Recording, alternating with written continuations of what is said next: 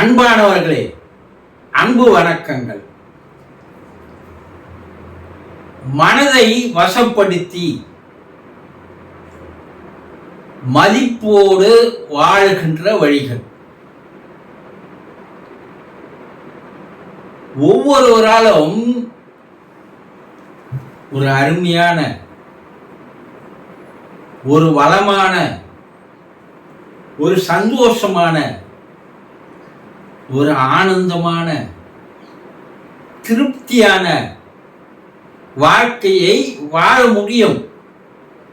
அதுக்குண்டான எல்லா சாத்தியங்களும் வழிமுறைகளும் அவரவர்கள்கிட்டயே இருக்கு.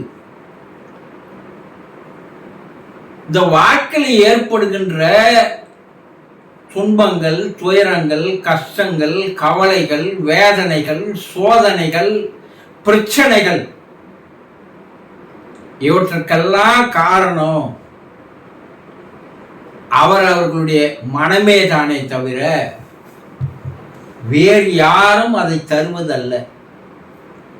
பல பேர் என்ன பண்றீங்க, என்ன கஷ்டத்திலேயே வாழ வைக்கிறான் இறைவன்.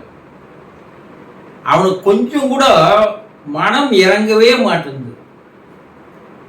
நான் வைக்கின்ற பிரார்த்தனைகள் எதுவும் அவன் காதில் கேட்கறதே இல்லை. அவனுக்கு கண்ணே இல்லை. இல்லைன்னா என்ன மட்டும் இந்த வறுமையில ஏழ்மையா பிறந்தத்திலிருந்து இன்று வரைக்கும் இப்படி ஒரு வாழ்க்கையை எனக்கு தந்திருக்கிறானே. பல பேர் நல்ல வசதியா, பணக்காரனா, கோடீஸ்வரனா வாழ்வதை பார்க்கிறோம். இறைவனுக்கு ஏன் இந்த பாகுபாடு? அவனை பணக்காரனா வச்சுக்கிறான், என்னை ஏழையா படைச்சிருக்கிறான். அப்ப இறைவன் நியாயமானவன் இல்லையா? இப்படி புலம்புகின்ற மனிதர்கள் நிறைய பேர் பார்க்குறீங்க. ஏன் நீங்களும் கூட புலம்பின்னு இருக்கலாம்.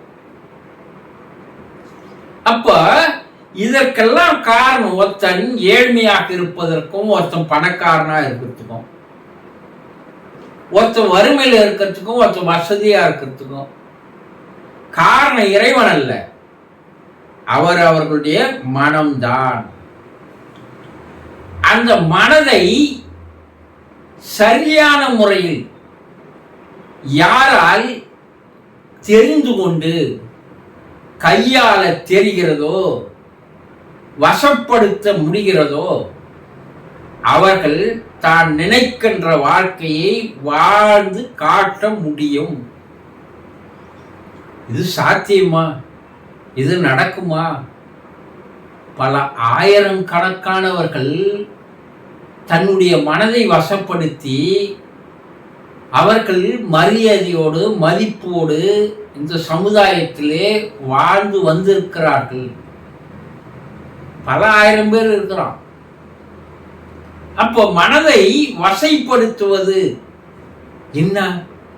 நமக்கு மனம்னாவே இன்னும் சரியா தெரியல.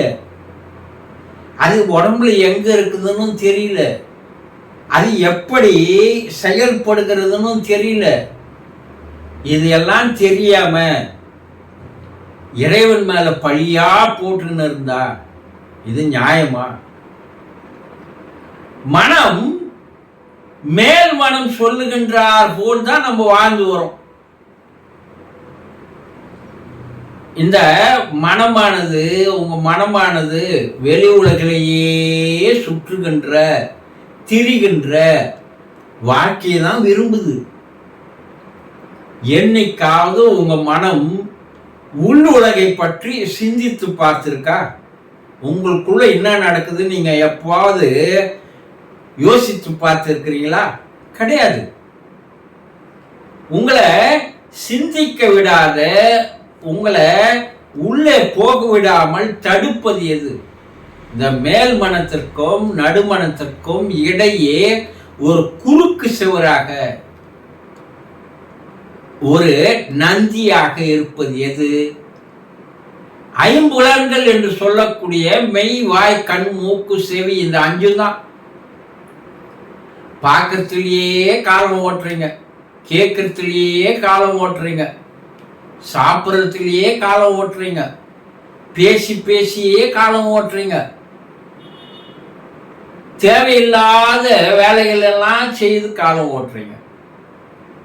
காலையில் எழுந்ததுலேருந்து இரவு வரைக்கும் இந்த ஐம்புலன்களும் என்ன பண்ணுதுன்னா உங்களை வெளி உலகிலேயே திரிய வைக்கின்ற, அலைய வைக்கின்ற, அல்லல் பட வைக்கின்ற வேலையை அது செய்யுது. அதில் அதுக்கு ஒரு சந்தோஷம். ஏன்னா நீ உன் மனசை உள்நோக்கி போகக்கூடாது. நீ போனா என்ன ஆயிடும்? இந்த புலன்கள் எல்லாம் தன்னுடைய வேலையை இழந்து போயிடும். அப்போ இந்த வெளி உலகிற்கும் உள் உலகிற்கும் வெளி மனத்திற்கும் உள் மனத்திற்கும் நடுவில் குறுக்காக இருப்பது இந்த 5 செயல்கள் தான்.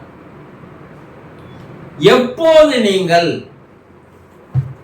உங்க மனசுல இருந்து எழுகின்ற எண்ணங்களுடைய வேகம், அப்ப எப்போ இந்த மனம் என்ன, எண்ணங்களுடைய ஒட்டுமொத்த தொகுப்பு, ஃபைல், பெட்டி, பெட்டகம் தான் மனம். மனம் என்ற ஒரு உறுப்பு உடம்பில் கிடையாது. இல்லைன்னா இன்றைய விஞ்ஞானம் வேற ஒரு மனசை கூட எடுத்து உங்களுக்குள்ள வச்சிடலாம். இப்போ மனசை மாற்றி வைக்கிற வேலையை செய்யலாம்.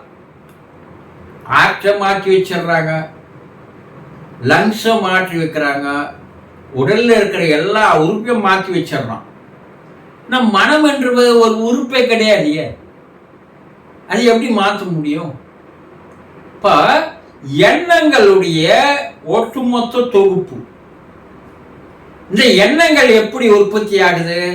நீங்க வெளியே பார்க்கறது மூலமா எண்ணம் உற்பத்தி ஆகுது, கேட்கறது மூலமா உற்பத்தி ஆகுது, சுவாசம் பண்றது மூலமா உற்பத்தி ஆகுது, சாப்பிட்றது மூலமா உற்பத்தி ஆகுது, பேசுறது மூலமா உற்பத்தி ஆகுது, உடல் உழைப்பால் உற்பத்தி ஆகுது. இந்த 5 புலன்களும் ஒரு நாளைக்கு என்னென்ன வேலை செய்து பாருங்க.